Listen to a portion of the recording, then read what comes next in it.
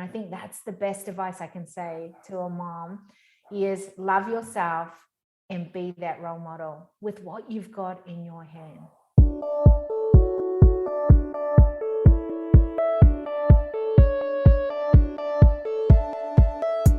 So you want to make an impact. You're thinking about starting a business, sharing your voice. How do women do it that handle motherhood, family, and still chase after those dreams? Well, listen each week as we dive into the stories of women who know. This is Call Me CEO. Hey everyone, today is a good day. We are talking about how to set up patterns for success and be a leader in your field. I had such a good time talking with our guest today. She is an expert in brain patterns. And after we got off the call, we actually talked about something that was really fascinating to me. And that was about setting up brain patterns for success. We talked specifically about times when you're going to bed at night or closing up shop for the day and how to avoid rethinking and repeating in your mind something you could have done or could have said that may keep you up at night. I don't know if you ever have times like that, but she shared this pattern with me. And by the way, this is Kiri-Maree Moore. She is the CEO of the Leaders Movement and Decision Velocity Global. And she said that if she has 3 things on her to-do list and there's anything else that needs to be done, she thinks to herself in that moment, is there anything else humanly possible that I could have done? And if there is, she will shoot off that quick email or a quick text and then know when it's time to stop. And then she sets up a system where she thinks of what could be done now, soon, and later. And the way that she puts that together is that now is actually tomorrow. So you move that thing that didn't get done today to tomorrow. Soon would be the end of the week or the weekend, the next 7 days. And later is in the next 89 days. Why it's not 90, I'm not sure. You'd have to ask her. But specifically putting it in a safe place, knowing that she will finish it later, or that eventually that thing that she couldn't quite get to now, soon, or later will fall off the map and it wouldn't have been a priority anyway. So we're going to dive into that a little bit, talking about priorities, pillars to help you get where you want to go, and how to be curious about what it is that you want. Now, this episode is hosted and sponsored by Mountain View Village, which is a new lifestyle center in Riverton, Utah, with phase 1 opening, including Orange Theory, Stretch Lab to work out and stretch out this year, the Smooth Shop, Home Goods, and more. I will tell you that we recently were there with the most recent opening of the Red Door, which is a mystery, what do you call it? It's an escape room center. So you go in, they actually have family-friendly escape rooms, so you can go and experience it as a family. We did a carnival-themed escape room, and it was so much fun. My kids cannot stop talking about it.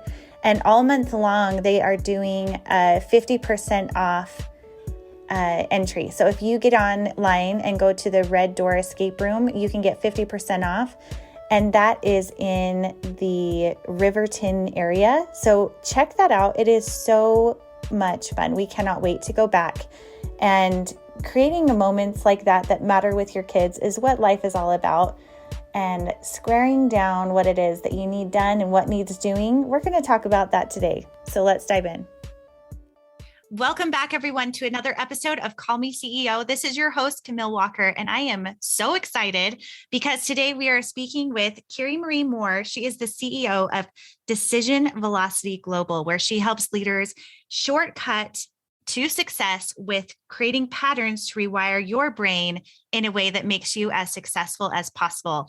And talking to her, we've already done an interview before where I was on her podcast, The Decision Table, and the way her brain works is just so inspiring. I feel like I just need to jot down everything she says. So please, if you're listening to this right now, take the opportunity, if you can, to take some notes in your phone or a pen and paper, because we're going to dive in. So thank you so much for being here with us today, Kiri-Maree. It's so much fun and so exciting to be here. You know, we had a lot of fun on my podcast, so I can just imagine we're going to have a great conversation today. Yeah, just a couple of gals chatting. And, you know, I'm looking at both of us, we're talking about early mornings, fitting things in, you know, running around, doing the crazy lifestyle. And tell me, I know you mentioned that you are a mother of 6, and something that we talk about on my podcast specifically is about the balance of motherhood, how you found your journey to where you are now. So take us a few jumps backward to where you started and what led you to where you are now. Firstly, yes, I'm a mama of 6 kids and also 3 grandbabies. So kind of been around that nurturing feel for a little while now. And let me tell you, the journey it never runs away from you. It's always fun. It's always got its challenges. It's always got its learnings. And I think that was the best thing that I could have learned from a lot of my life. So I wasn't one of those kids that sort of grew up in that beautiful home. The red roses were growing outside, the white picket fence. That wasn't my lifestyle. In fact, I went in and out of homes from a very, very young age. You know, I was put up for adoption right from birth. So I didn't always have a great role model to what family life looked like. I didn't understand what love was in healthy relationships. And so for a lot of life, it was a real challenge. It wasn't easy. It was very much, I didn't like where I was heading and what it looked like. But one of the things I did see was there were glimpses of other people that seemed to have life a little different, seemed to do it differently, and seem to get different results. And that kind of became my fascination, going, okay, if someone else can do it, and they don't necessarily come from a handout or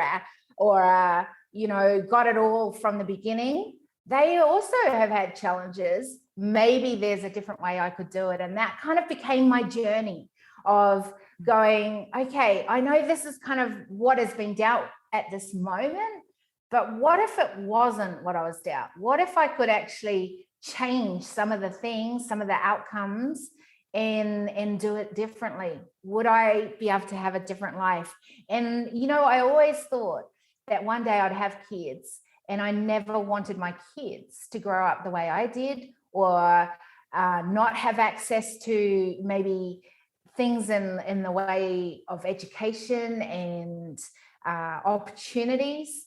And I thought, well, for this to happen, some things are going to have to change. What age was it that you looked around and thought, I want to become a student of people, like looking at behaviors and changing my own circumstance? So what age was that for you that you saw that and wanted to make that difference? Yeah, I always say that it's kind of been crossroads. There's been crossroads that have happened. I remember literally at 16 being on death's door, and I had a really big decision to make. And I thought, is this life really worth living for? And I remember that making a big impact on, okay, if this life is worth living for, I better find out what life really means. I better find out what it would mean to live life in a way that is awesome. And so that began a journey, but I reckon that it really didn't happen until I was in my early 20s. And I remember being in my 21st, and it's the only birthday I've ever celebrated because someone put on this, like I've had some little celebrations, but this was the big celebration. And I remember looking around and going, I know these people, but they don't really know me. And that was kind of frightening because it was almost like I was living a life that I was living to keep everyone else happy, or what I thought would keep everyone else happy, but I didn't feel happy in myself. And I certainly knew they didn't know me, and they had no idea about what I'd gone through, what I was thinking inside of me. So I began this journey going, okay, obviously this pattern isn't working for me. If I change up and figure out how to kind of rewire my brain to some different behaviors, maybe I'm going to change that result. And I was doing a lot of work with young people. So a lot of gangs, street kids, the low social echo sort of environments. And so there was a lot of amazing programs. And I was a youth speaker for many years. And I remember it being awesome. when I was there. Lives were being changed. Actually, no, because when they went back to their normal life, they went back to the normal things, their default systems. And so nothing ever changed. So I realized all I was doing was band-aiding. I wasn't fixing, I wasn't changing. And so that's when literally I was like, I'm wasting my life. This is not a real change. What if I could really change that? And that's been my fascination ever since, going, how can I really help you to look at the patterns of where you, like, look at where you want to go, but look at the patterns to where your brain is wired and go, what if we wire to these things? This will change and give you different solution pathways. And that's became, it's my whole life's work. Oh, okay. There's so much to unpack there, because I feel like you are very passionate about systems and setting up for success. What is it? Has there been a leader in your life that helped guide you to finding these patterns, or did you find them on your own? No, but I have to say that I've always gone, who does this area world class? And I have literally gone. So, if I look at speaking, I remember thinking, okay, if I'm to give voice to what I'm thinking, I better become a really good speaker. Who do I know out in this world? And I remember looking up Lisa Nichols. And I don't know if you've ever met her or had the privilege to do anything in her space, but she is a phenomenal speaker. I've never heard anyone tell their story. And I've heard, when people repeat their story time and time again, and you go, oh, it's this story again. I've heard her story so many times, and I'm still fascinated. And so I kind of learned that I don't need to be great at everything. I need to find out who is phenomenal at that area and then exercise that kind of muscle and become better at it. And then I realized that I could do that with everything. And it's just been the best thing. So it's not necessarily one person. It's like, what is the area I need to learn, and who does that? And I go for the world's best. I've had the great privilege of being at the table with so many amazing leaders across the globe. And it's been really intentional, because I've looked out for them. I've worked out how I can be at that table with them, and I've learned from them. And because of that, I believe I'm a much better person, and I've got more skills, and I'm able to speed things up in life when making decisions, because I've got lots to come out on. And that's what's exciting. And I kind of get excited about that, because I go, that means there's so much more I can keep learning. And for me and my brain, that's a good thing. That is a good thing. I think that you and I are very similar that way. I love studying people. I love self-help books. I love learning what it is that success leaves clues, like Tony Robbins says, right? So what was it? Can you think about times in your life where you were able to adopt a pattern or a system that changed your life? And how were you able to incorporate that into your life for success? Oh, that's a great question. I think there's been some really amazing patterns throughout life. And I think one of the first steps, and, a lot of people look at me now and what I get to, before the borders were sort of doing what they were doing, I was traveling the world. We were nomadic as a family, which meant that literally my office just, changed locations. And so we traveled the world. What I saw when I was doing that was some important things to put in place. And I thought, what are those things that help me to be the best I can be, to give out the best? And one of those is daily routine. I'm really strict on that. I'm strict on getting up, getting straight into movement of some sort, and stimulating my senses. So it might be as simple as going for a walk and not having headphones on and listening to the sounds of the birds or the humans when they're walking past, listening to conversations, getting your hearing, listening to a place that maybe if you just do things out of routine, you don't think about. I love taking photos, creating those moments that, you just saw the sun rising, and it was the most stunning thing, and taking a snapshot of that so that later I can remember that moment that I thought, wow, that was amazing. And for me, I'm a woman of faith. So I go, there's something bigger out there that has my life under control. And I can tell you that's been a great thing, because when I'm in control, it doesn't always work. So, that gets my seeing happening. And then it's things like smells. So behind me, if, you could see it from the podcast, what I have the oils going. I love the smells. I love what that brings. I make sure I put great oils in there. I love to see and be in great locations. Why? Because I think it really reminds you that there's more to life than just behind a computer, just behind, getting up and doing your work. I do these things, not just because it's great and it makes me feel good, but because it starts my senses going. And here's the thing, when I have conversations with people, I'm able to listen better. I'm able to see you better. And I'm able to actually connect and feel where we need to go for this. And that's because I've already started that intentionally. So things like that, they seem so simple. And I just consistently do that, and I've always, and just for, like I was going to say before, was, my life has not always been this bed of roses. It's not always, and by the way, it still isn't, but, it's a lot of people see my life and go, wow, she just gets it all, and things like that. The thing that I did for many years was every time I would start thinking about a next decision, I would go, no excuses, no limitations, no buts. Yes, I've got a but not that but I'm talking about. I'm talking about the B-U-T, no buts. And here's the thing, we've all got a story. We've all got excuses, right, that we can go back to.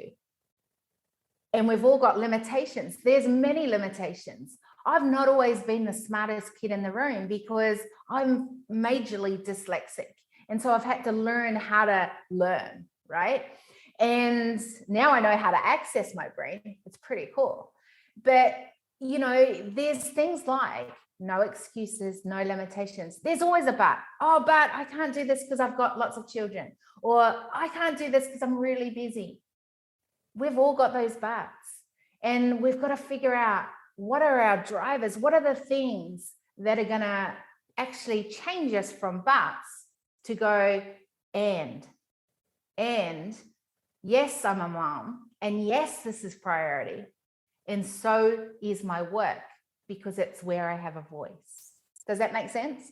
Oh yeah. I love that so much. I love the power of, and we talked about that a little bit when I was on your podcast, and I feel like creating a system, and I think it's really interesting that you're dyslexic. I have a son who is as well. And I think he's right in the jungle of, well, then what am I capable of? And really feeling, like disempowered from that. So I'm curious, as you're leading, and give our audience a little bit of a taste of what it is that you do on a global scale with leaders, because I think that's really interesting. And then we'll go into how our listener can create a system to create success patterns as well in their own lives and in their businesses.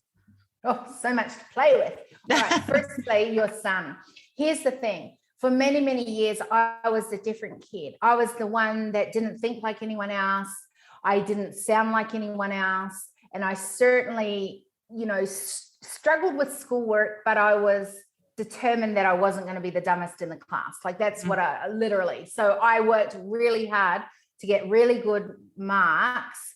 But then there was the odd topic I just couldn't grasp, which was science. I found that so difficult in school. And the reason was because I couldn't relate it to anything that made sense to me. It was almost like you're trying to get me to learn Chinese, but I can't understand it because I've not got anything in between to make it connect, right?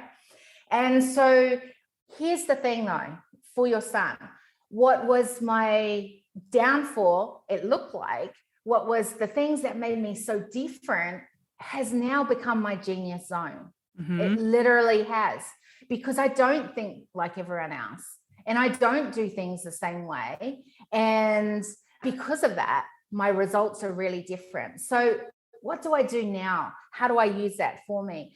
I get to sit at amazing tables, like I said, with really global leaders across, many of them have been, presidents of countries and big movement shakers, the next scientist, innovator, the pioneer kind of leader. And it's been phenomenal.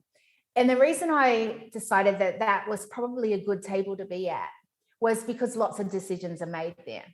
And I realized with all the years of work of working on the forefront of humanity really, was that the decisions made at top decision tables actually were having a big effect. And they were the ones affecting what was happening on the front line. So I figured, what if I could sit at those tables and help to narrow the gap from what is seen on the front end and needed to actually what is being innovated. And so I get to do a lot of that. And I do that with a lot of leaders going, where are you at this moment? If you had, my favorite question is, if nothing was stopping you, what would you do? Who would you be? And so, we just play with that. We get the biggest vision that you can ever go for. And by the way, nothing's too big, nothing's impossible, because we can always find those solutions, those pathways to that result. And then we just make sure that we know how to narrow that gap from problem to solution. So I get to play with a lot of pioneer leaders, innovators, cutting edge, people that want to, take their leadership and not do it the same way and go, it's time for us to disrupt the patterns we're seeing across the globe and do it in a new way. And so it's not always easy, but that's kind of the fun bit. I've done life. It's not always been easy, but there's always a solution. And I think that's the exciting piece about it. And I get to work with extremes. And sometimes it might be someone that's worked in corporate coming into the entrepreneur world. That's a big extreme for many, knowing how to coordinate that. It could be the mama bear that has been a mama bear for many years and had a profession many years ago and now wants to really do something with that and build with that. I've got one of my oldest clients, and she's been with me, I don't know, maybe 6 years, a long time. And she's 75 and she's still transitioning from a full-time career in the health industry and trying to leave behind her footprints and her legacy of building out a business. And she is the most fun person to work with and is just willing to play full heart out. So I think, one of the things about it all is, yes, I get to work with amazing people, but there's awesome humans everywhere in the world. And, I think the biggest thing that we've got to remember is that the problems we're seeing are only problems that are major because it's happening in so many places and it's not out of control. We have control in what we can do and what we can change in our sphere. And if everyone was just doing that, it would actually shift what is happening across the globe. And so I try to just work with whoever we can to get what you can do with what you've got in your hand. And I think that that's the most important piece. Yeah, that's very powerful. And I love your slogan that it's playing big is a must and social change is a necessity. Yeah. So for setting up those patterns of success for rewiring for success, what are some first steps? So you ask them what their ultimate big dream goal would be. And then what would someone listening now, what would they do? The big goal, the big vision. So I call it your V spot, right? Just because I like stirring a little. And if you get those letters wrong, it could be a bit wrong. So you imagine saying that in a corporate setting, right? Let's work on our V spot. And you could just see these faces. So anyway, I like a bit of fun in life. So your vision. you've really got to know what is the outcome you want, what's the big result. So it could be the next one thing that you're working on. I don't believe in building businesses. I believe in building ecosystems. And so it's that, for me, it's like, what's your big ecosystem that you're wanting? What is the ultimate goal? So, and that evolves at time. It never changes. It can evolve. So I remember when my big goal was, I just wanted to increase distinctions at top decision tables to help narrow the gap from problem to solution. And yes, that's part of what I do. So increasing distinctions, meaning I don't talk about diversity. I see humans first, and that you bring your distinctions, and that adds value to the table, right? So that was a big vision of mine at one point. My vision hasn't changed, it's up leveled. And so in the middle really is, what if every human looked through the global lens of humanity as stakeholders? Humanity meaning you and I, stakeholders meaning the measure of value that we have. And then, what if we use that lens every time we're making a decision at the table? Would that change culture? And reality is, yes, it would. And so that's my big as goal in the middle, right? The vision that I'm working towards. Then what you need next is the 4 pillars. These 4 pillars are the things that will hold your vision, that will make sure that doesn't matter what happens, what pathway you take, you're always going to be doing a step towards that bigger vision, because they are the foundations that hold that vision. Then I look for things that are going to be indicators for shifting along, knowing that you're shifting along. How do I know that I'm even heading in the right direction? Because, with some of these big visions, some of these big outcomes, the next result that you want, sometimes there's a lot of moving pieces. And it's not as easy as just setting a goal and going, I'm going to go and head for that.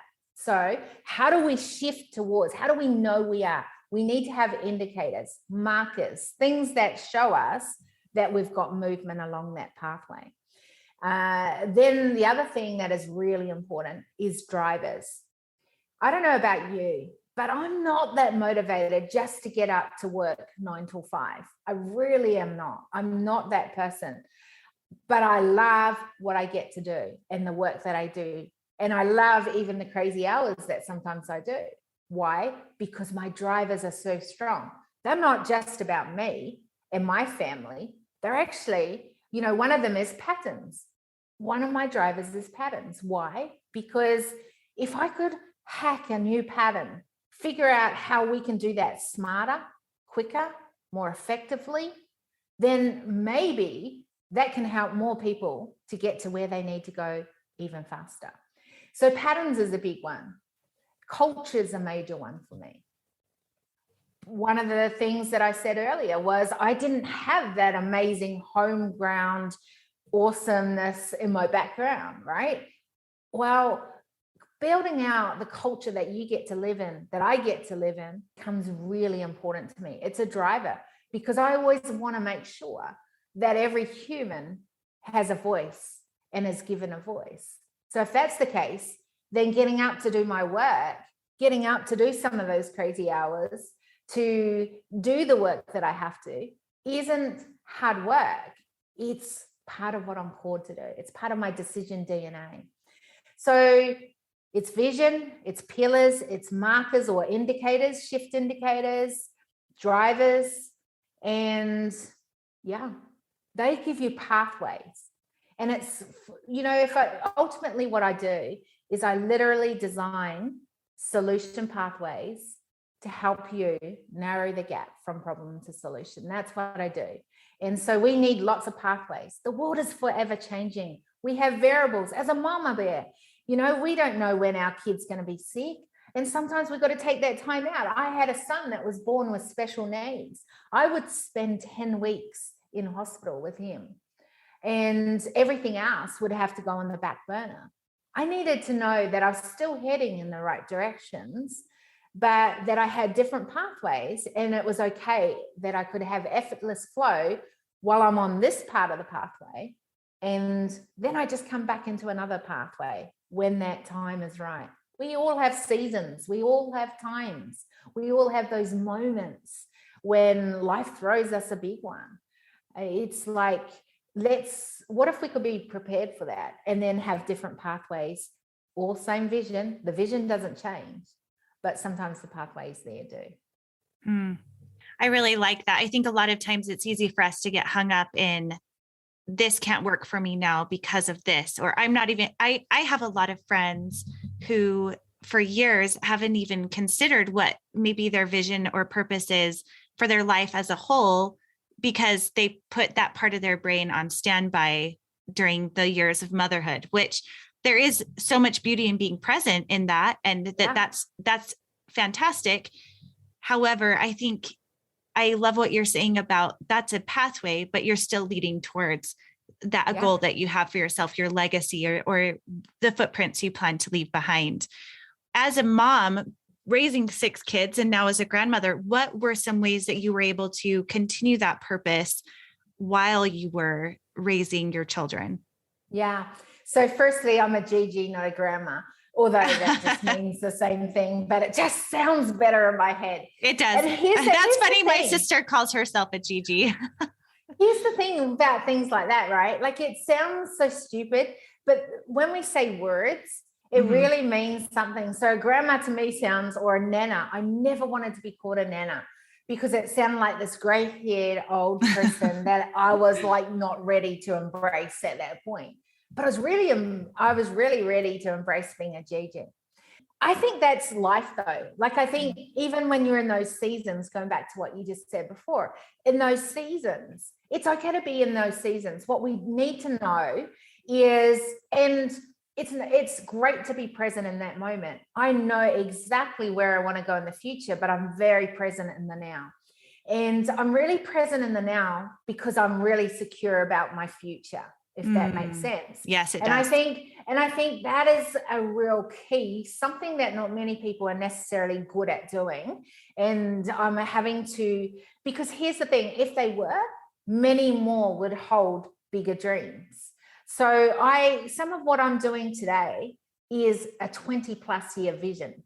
I've held on to that for that long. I've known that I'm called to do that, but the timing hasn't been right. And I always ask the question, when you're in that season, am I making a decision right now because this is what is priority right now? And if the answer is yes, so going back to a real live situation, I got a crossroad. I got headhunted to do this amazing role in Sydney when my son had just had a major operation. Now, I had a crossroad at that moment. Do I take that role? If so, I need to get a full-time carer for my son. Do you know, at that time, one of my drivers is family. One of my priorities is family. And at that time, I felt that I was going to be able to help my son more than what a carer could, to help him get to his next level. And so I chose to, at that time, not pursue my future in the professional world. And what I didn't know when I made that decision was that was going to be a 10-year decision. And I really became, again, fascinated with patterns. And so my son actually was born with half his brain totally brain damaged and speckles on the other side. Now, in medical terms, what that means is that they don't live, or if they do, they're in a total vegetated state. Now, I had heard that, but my result at that table was not going to be that situation. So I fought to keep him alive right from birth, inside, right to birth, and then as he grew up in his younger years. But one of the other things I really decided was this: all of us have all these brain cells. And I don't know about you, but I learned in school that we had all these brain cells that we never use. And I just went down this rabbit hole of going, okay, we have all these brain cells we don't use. What if we could actually wire to some of those brain cells? And I literally put all my work into my son. And we found ways at every different level for my son to find different ways to wire to a different behavior. Here's the thing: my son now, who was not meant to even survive birth, let alone the first little while, is now 21. He never shuts up. He can talk beautifully. He's smart as. He thinks differently to most people. And I love that about him. And, you know, it's just fascinating, our brain, at what we can do if we give it half a chance. So going back to that original of what you were saying about the seasons, about how do you then, you know, keep to that when you're a mom, when you've got kids, all that sort of side of it. Like I say, the vision never changed. I held on to that dream. I held on to that vision. But at times, at those crossroads, when I've had to ask those questions, what is my non-negotiable now? I've had to choose family, or I've had to choose, or when I say had to, it's a non-negotiable. So it is a had to. And it's a had to because I've made it a priority. Now, here's the thing. There comes times when you've got to go back to what I said earlier. No excuses, no limitations, no buts. When we start using that as an excuse, when we start using that as a limitation, when we start using that as a but I've got to go and do this. Do you know what? Maybe there's a better way that we could do it. Maybe now is the time that I get extra help because he's actually okay now and he's good. Or, you know what I mean? And so those are the times when we've got to go, actually, part of that bigger vision is this, and now let's move into it. Here's the good thing. And this is what I love about it. And anyone that's going through challenges, anyone that's in that season, I'm in that non-negotiable of my family is now, and I've got a bigger vision. Don't lose heart. Hold on to it, because here's the exciting piece. What you're learning in your challenge, what you're learning in that moment that might be, you know, taking you to a darker spot in life, that it's really hard to get out of bed, is actually a time where you can learn amazing things. And I would not be who I am without having gone through the stuff that I've gone through in life. It has taught me resilience. Like I know, because I see others going through and they go, how did you just almost troop through that? And I go, because I've got the skills, I've got the tools that I've learned along the journey that have built up a resilience. This is just another mountain I've got to climb. Now I'm using my muscle, and it's getting bigger, it's getting better, right? So I think those things are really important, that when you are in the season, being in the present with it, work through it, learn through it, embrace it, even your failures. I did that for 1.5 years. I literally set myself a task. I wasn't good at failing. I may have been and now a reformed perfectionist. And, you know, that is not actually beneficial when you're building out businesses and organizations and things like that, because you've got to learn how to fail. And fail is not a fail. For me, failure is a learning ground. What am I learning through this? What can I now take with me to my next level? How can that look? What does that need to look like? And that has been amazing in my world.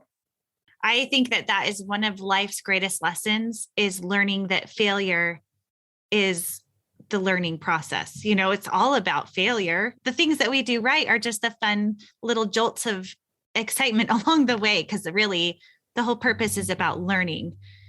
Yeah. Okay. So wait on. Yeah. You say the fun jolts, and I can feel people there. Yeah, but this challenge isn't fun. I'm not finding it fun. I mean, we've just gone through a couple of years for many people where it's been tough. Yeah. So how does that work? No, I'm talking about the fun in between the learning. those moments where it's. I love that. I love that. The moments in between, you're like, this is pretty easy and good. But those are the rare moments, you know, where in between everything else, we're learning something, you know, and those are the times you breathe, you refuel. Yes, right? Exactly. Yeah. Yes. Those are the breathing moments. What would you say with leaders that you work with, and for your own life and experience, what are common hurdles for success? Moments that you see a lot of people get tripped up? Yeah. So one of them is permission at the table. I believe everyone has permission to be at the table. And so that's whatever table it's meant to be that you're at.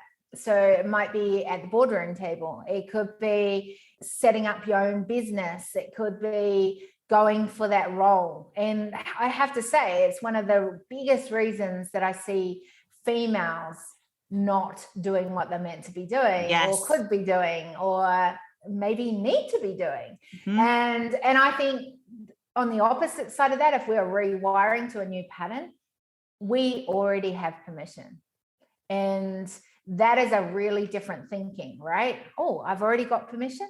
Oh, I don't need to ask for permission. I don't need to go and, convince and work my way up. I've already got permission. That really changes everything, right?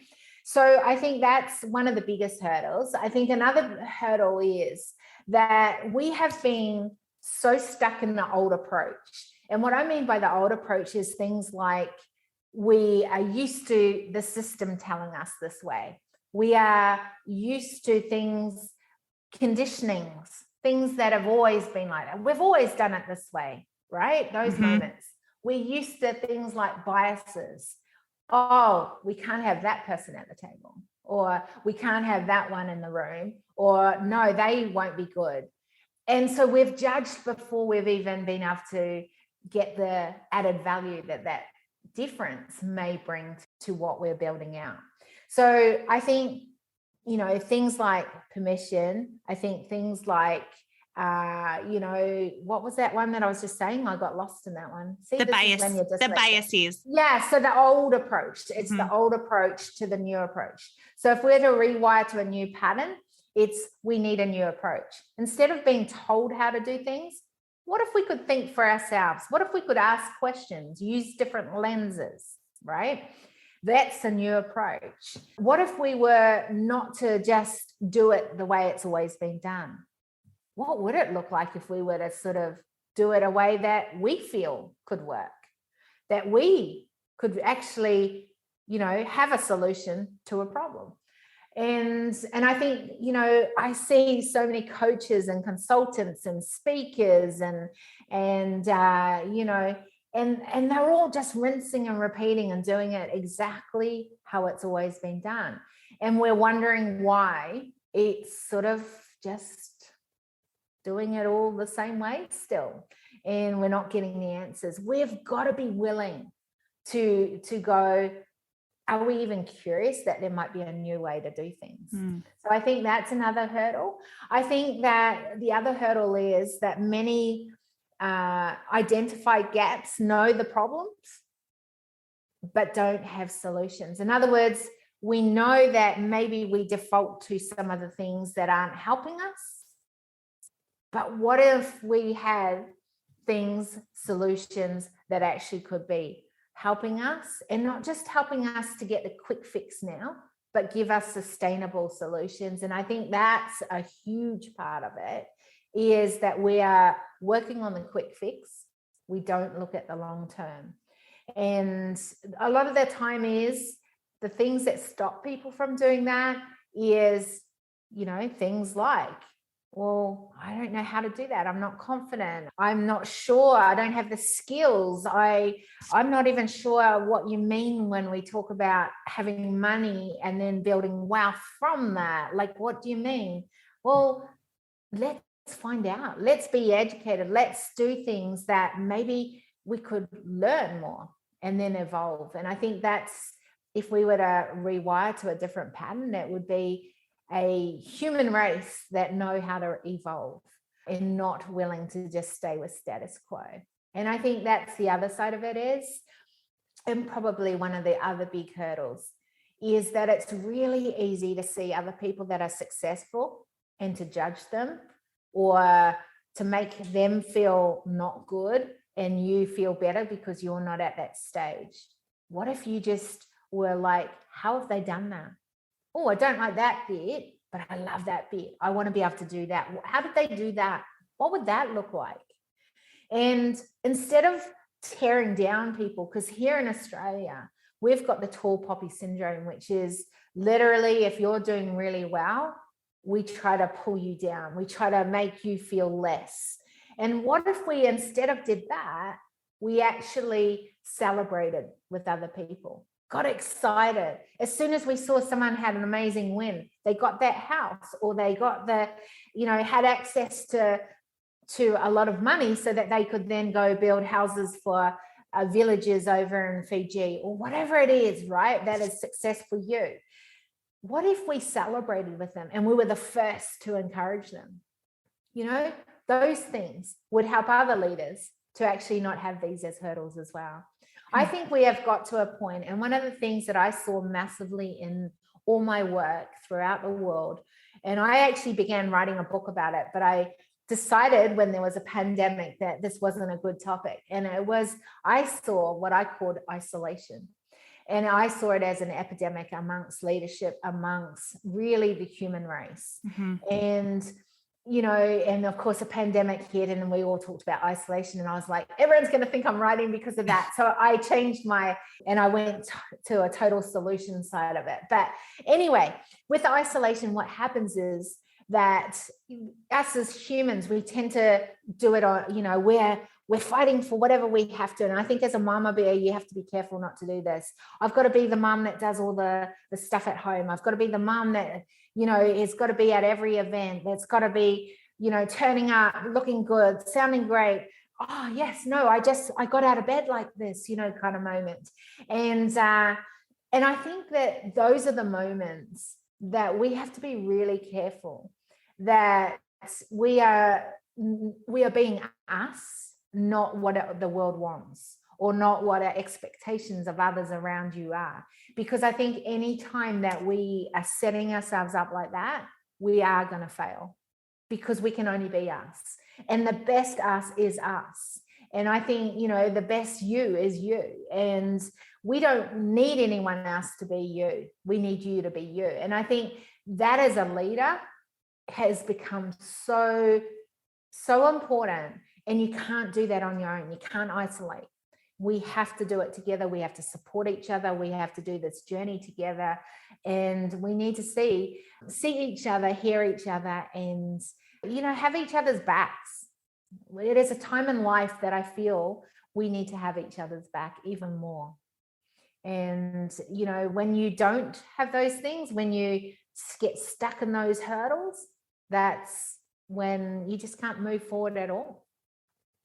I love that way of thinking, because it's so easy for us to feel isolated, even if we're living next door to someone going through the exact same thing. Life is hard.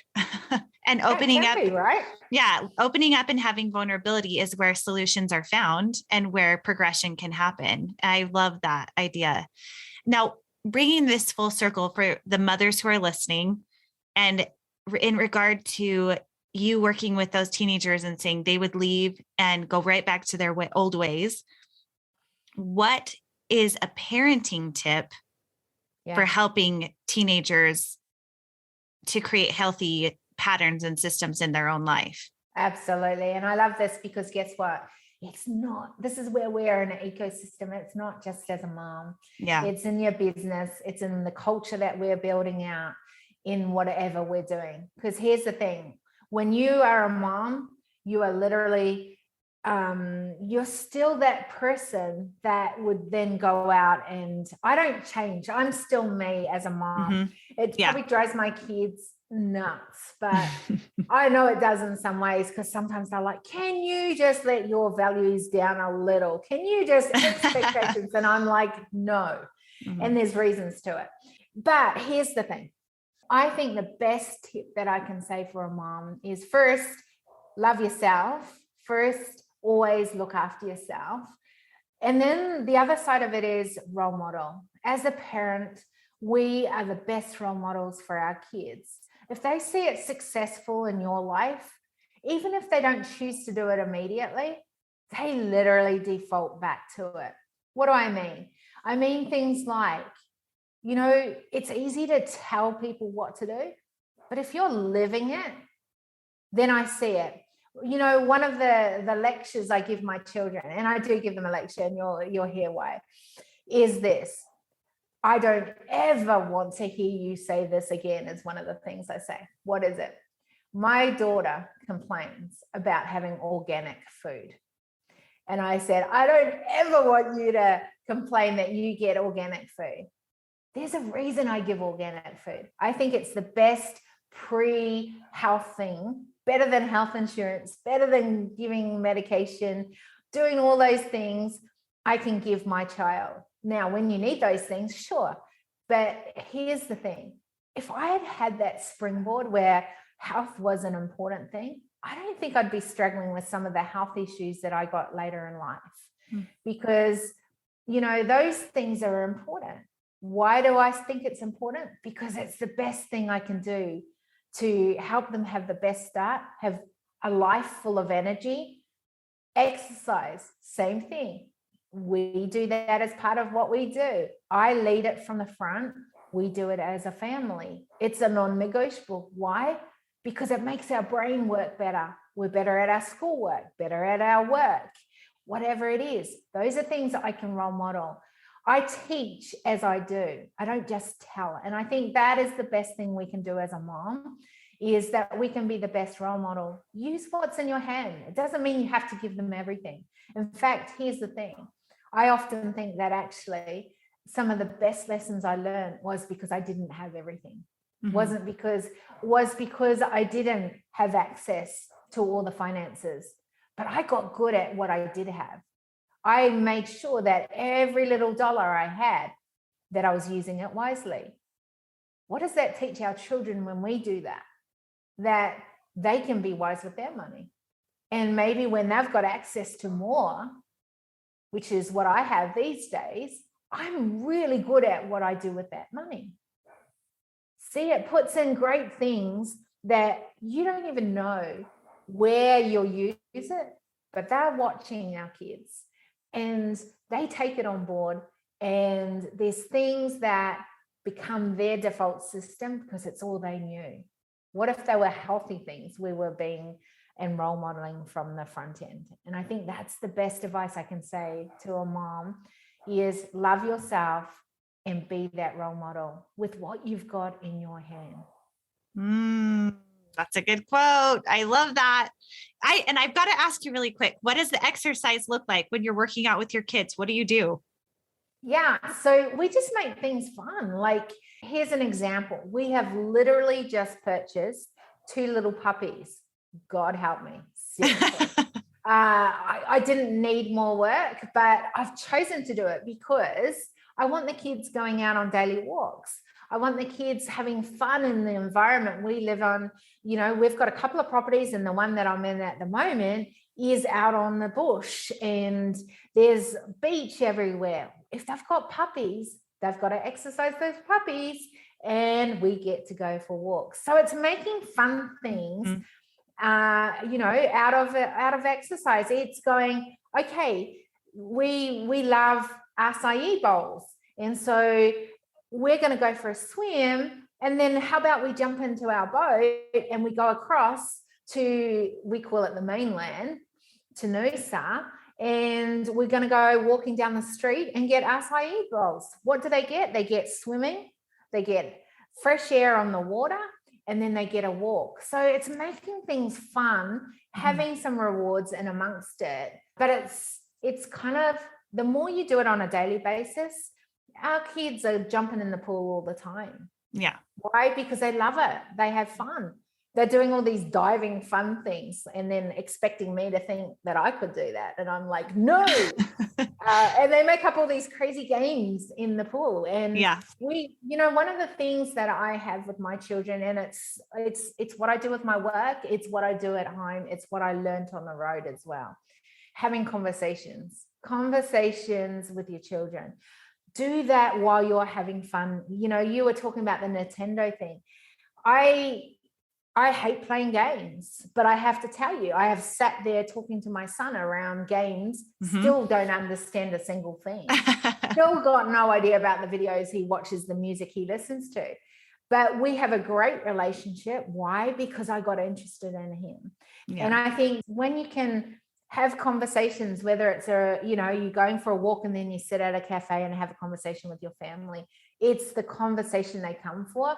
They get the exercise as the bonus. It's the, when my daughters are going for swims, they try to interrupt me on my work days. Hey, come for a swim, Mum. We really want you in the pool. Why? Because they want my company. They want the, the conversation. It's that. Yet the bonus, we all get to have a swim and a break in the day. Yeah, I love that. Well, I need to move to Australia, going for a swim to go get an acai bowl. Acai bowl, yeah. That sounds amazing. I learned acai bowls. The best, it comes from Brazil, the berry in Brazil. Oh my goodness, they are the best. And literally, so my daughter's autistic, and so she gets very obsessed with some things. And acai was one of those things. And we were literally, for 6 weeks, we just rented out at this beautiful Airbnb on the water. And we just invited all our sort of Brazil family, and they literally hung out with us all the time. And it happened to be that they had access, this family that had the Airbnb, to an acai farm. And so every morning they would literally bring liters and liters of acai. Oh my gosh. And my daughter, she pretty much ate most of it. Wow. That's so amazing. I feel like we have been so well fed, just like those acai bowls, and so much for leadership and parenting and motherhood. I love what you're all about. I was just nodding my head the whole time because I am so in line with your message. Please tell everyone where they can find you online. That's a great question. You know what I'd really love is if everyone could look at the 1% movement, and I'll make sure you get the link because sometimes it's a little tricky and I don't understand why, but the 1%movement.com. And I want everyone to think about this. What is the 1% you're going to commit to? So I'll ask you, what is the 1% that you're going to commit to? And what I mean by that is, so for me, it's getting 1,000 names of awesome humans who are committing to their 1% on the wall of humanity. I want to know that whatever you're doing next, that you're committing to adding value to the humanity going forward. So what's your 1%? If you were thinking I think my 1% is encouraging women to discover their purpose and their why. And that's what my freemium is on my website that people can sign in for and receive. So if you go to mymommystyle.com or camillewalker.co, you can receive that free access point where you can get in touch with your purpose and your why and know that there's so much more that you have to offer than right now you may imagine. Okay, I love that. So let's even get smaller than that. Is it 100 more women doing that a week? Or is it 1,000 over a year, 3 years, 5 years? Like, see, these are the indicators that we actually know that we're shifting this forward. Right now, my email list is at about 10,000. Yeah. So I think another 1,000 would be great over this next year. There we go. So in the next 12 months that you get 1,000 more added to that. And I ask that you put that up on the wall of humanity. So perfect. Imagine if everyone else does that, then that's how they can get hold of me and get into our world. And I'm on every other social media. So I'll put the links below. I just want to get more people adding their value, because I think if we all make decisions that we're going to add value to humanity going forward, not take away, then culture can change. Oh, I love that. You are brilliant. Thank you so much for being on the show today. You're so welcome. Thank you for inviting me. Thank you so much for tuning in to this week's episode of Call Me CEO. If you heard something that you loved, please let me know. Any review on the podcast or following or subscription is so helpful to me. And if you're looking for how to discover your purpose and why, go to camillewalker.co or mymommystyle.com. You can access that free 5-day challenge in both places. It is my purpose to help you find yours, and I cannot wait to connect with you next week.